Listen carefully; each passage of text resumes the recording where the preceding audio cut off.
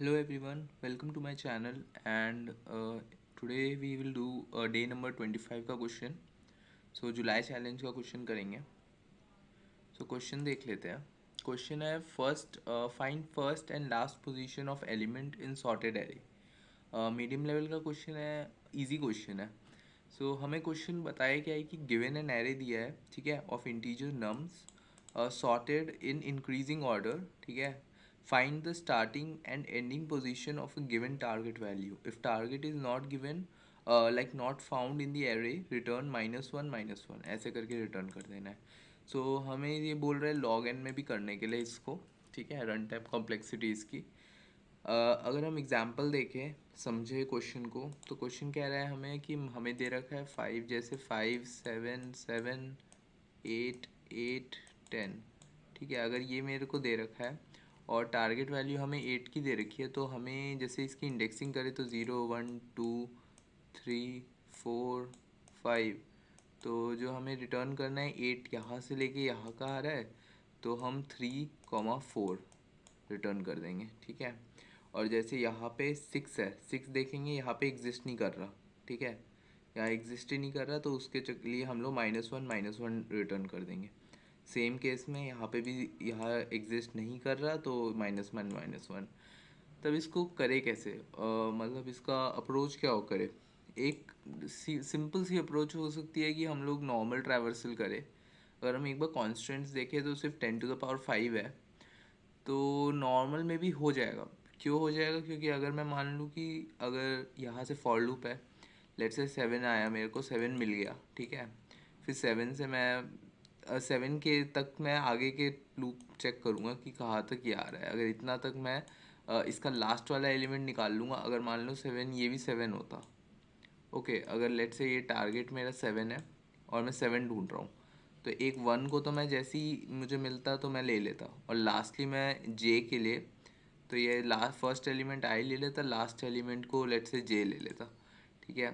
तो अगर इस ये भी 7 होता, तो मेरा ये वाला एलिमेंट आते आते, मतलब इसको मैं, मतलब एक तरह से जे को स्टार्टिंग में तो यहाँ पे रखता, मतलब i+1, ठीक है.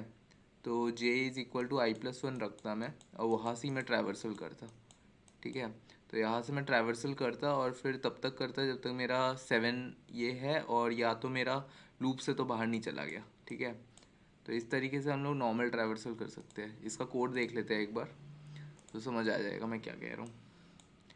एक सेकेंड. कभी भी किसी क्वेश्चन को करते हैं तो फिर पहले नॉर्मल जैसे ट्रैवर्सल वाला, मतलब अप्रोच, ब्रूट फोर्स अप्रोच हमें लगाना चाहिए, आइडिया मिल जाता है, ठीक है. तो ये मैंने किया है कि यहाँ पे मैं बताता हूँ मैंने किया क्या है. देखो, मैंने एक वेक्टर इंट आंसर नाम का बनाया, ठीक है. हमने एक फ्लैग बना लिया 0 पे. लेट से मैंने फॉर लूप चलाया, ठीक है. फॉर लूप मैंने चलाया नम साइज i++ तक. अब इसी के अंदर मैंने हर एक नम्स पे, मतलब हर एक 5, जैसे 5 आया, 5 को चेक किया कि ये टारगेट के तो इक्वल नहीं है, नहीं है. फिर अगर नहीं है तो फिर कुछ नहीं होगा, लूप आगे बढ़ जाएगा. तो 7 जैसे ही आया, 7 चेक किया, नहीं है, क्योंकि 8 है टारगेट. जैसे ही 8 आया लेट से, तो 8 को मैंने 8 का इंडेक्सिंग जो ith इंडेक्स है, जो कि यहाँ पे कितना है, 0 1 2 3. तो इसको मैंने 3 को मैंने इसमें डाल दिया, आंसर में पुश कर लिया एक, ठीक है. फिर मैंने एक इंट जे डिक्लेयर किया, एंड उसी को मैंने जे i+1 से ही आइट्रेट करना शुरू किया, ठीक है. और फिर मैंने फॉर लूप इसी के लिए लगाया, और जे बाहर नहीं निकलना चाहिए मेरा. और अगर मेरा जे में जे, मतलब नम्स ऑफ जे टारगेट के इक्वल है, तब कंटिन्यू, तब तक मेरा जे इंक्रीमेंट होगा, नहीं तो मैं ब्रेक मार लूँगा, ठीक है. जैसे ही मेरा, जैसे 8 के बाद 10 आ गया, मैंने ब्रेक मार लिया. और फिर लास्ट में मैंने इसको जो लास्ट वाला होगा जे, तब ये तो जे मेरा इंक्रीमेंट हो गया, मतलब एक बार तो जे इंक्रीमेंट हो जाएगा ना, J++, तो आगे बढ़ जाएगा ये, मतलब 10th की इंडेक्स पे होगा. तो इसलिए मैं एक, मतलब डिक्रीमेंट कर दूंगा, जिससे मेरा 8, ये लास्ट 8 पे मैं पहुंच जाऊँ, ठीक है. इस तरीके से मेरा हो गया, और फिर फ्लैग ऑफ 1 और ब्रेक मार दिया, ठीक है. तो यहाँ पे अगर मेरा फ्लैग 1 है, मतलब कि मेरी वैल्यूज़ जो है इसी में है, मतलब आंसर में कोई वैल्यूज़ है, तो वो फ्लैग 1 है, मतलब. तो मैं रिटर्न आंसर कर दूंगा, नहीं तो नॉर्मल -1. तो एक बार सबमिट करके देखते हैं कोड को. ओके, सो सबमिटेड है, ठीक है। लेकिन इसकी टाइम कॉम्प्लेक्सिटी बड़ी अजीब सी हो जाएगी, मतलब ये ओ ऑफ एन वर्स्ट केस में ओ ऑफ एन स्क्वायर में ही चली जाएगी इसकी, देखा जाए तो O of N N minus one ऐसे कर ले सकते हैं हम, ठीक है, O N into N minus one kind of.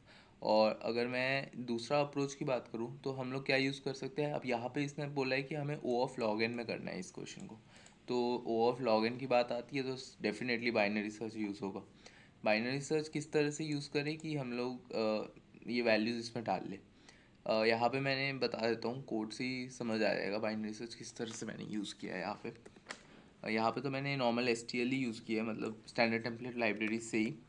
तो upper bound lower bound use किया है मैंने, ठीक है। मतलब कि लोअर बाउंड का तो यही मतलब हो गया कि मान लो मैंने देखो पहले वेक्टर बनाया आंसर, और जो लोअर बाउंड क्या करता है हमारा, लोअर बाउंड जैसे जैसी अगर IT है, जो टारगेट होगा ना मेरे पूरे एलिमेंट में, उसको फाइंड कर लेगा। जैसे 8 है, 8 मेरा सबसे पहले एग्जिस्ट कहाँ कर रहा है, यहाँ पे कर रहा है, तो ये मेरा इसमें IT में स्टोर हो गया, लेकिन इसका एड्रेस ही स्टोर होगा, ठीक है, क्योंकि ये एड्रेस स्टोर करता है ऑटो IT। तो फिर मैंने क्या किया, ऑटो ऑफ IT आए, फिर मैंने अपर बाउंड लगाया। अपर बाउंड क्या करता है, हमारा जो टारगेट होता है ना उससे एक वैल्यू आगे का देता है, जैसे कि ये 10 पे हमारा पॉइंट करेगा, ठीक है, तो 10 पे पॉइंट कर रहा है, ठीक है। अब मेरे पास 10 वैल्यू आ गई, अब मैं चेक करूँगा कि अगर मेरा IT और ITI इक्वल तो नहीं है।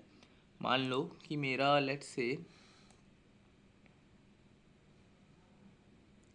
जस्ट अ सेकेंड, हाँ, मान लो कि ये मेरा वैल्यू है, ठीक है।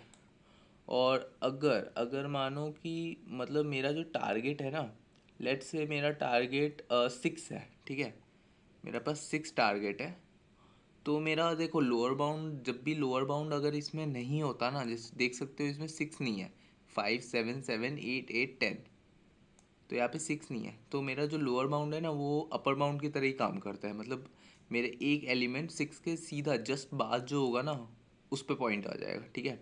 और अपर बाउंड तो हमें जस्ट बाद का ही देता है, तो मेरा क्या हो रहा है कि अपर बाउंड और लोअर बाउंड दोनों एक ही साथ आ रहा है, ठीक है। जब भी वो इक्वल होगा ना तब मैं डायरेक्टली रिटर्न कर दूंगा, नहीं तो मैं क्या करूँगा, एल्स में मैं पुश कर दूंगा। अब मैं पुश क्या करूँगा, answer dot push back IT minus nums dot begin. तो हमारा जैसे मैंने बताया कि IT हमारा एड्रेस है और नम्स डॉट बिगिन भी एड्रेस ही है, मतलब पॉइंटर ही है। तो हम क्या करेंगे, इन दोनों को अगर सब्ट्रैक्ट करेंगे ना, इसका इंडेक्स आ जाएगा हमारे पास, मतलब इस पर्टिकुलर टारगेट का उस पर्टिकुलर में इसका मतलब 8 का हमें इंडेक्स मिल जाएगा। और हम जब इसका और दूसरे में हम क्या करेंगे, इतना ITI नम्स डॉट बिगिन हमें 10 का एड्रेस देगा। और अगर हम इसमें -1 कर देंगे तो ये हमें उसके पहले, मतलब ये हमें जस्ट बाद का दे रहा था, ठीक है, ITI अपर बाउंड दे रहा था, तो उसमें -1 कर देंगे तो सीधा जस्ट उससे पहले का हमें मिल जाएगा। तो 8 का ये वाला मिल गया और 8 का ये वाला मिल गया, तो उन दोनों के इंडेक्सेस मिल गए 3 और 4, और हमने दोनों को पुश बैक कर दिया। एट दी एंड मैंने रिटर्न कर दिया आंसर, ठीक है। तो जस्ट बस यही था। एक बार रन सबमिट करके देखते हैं कोड को।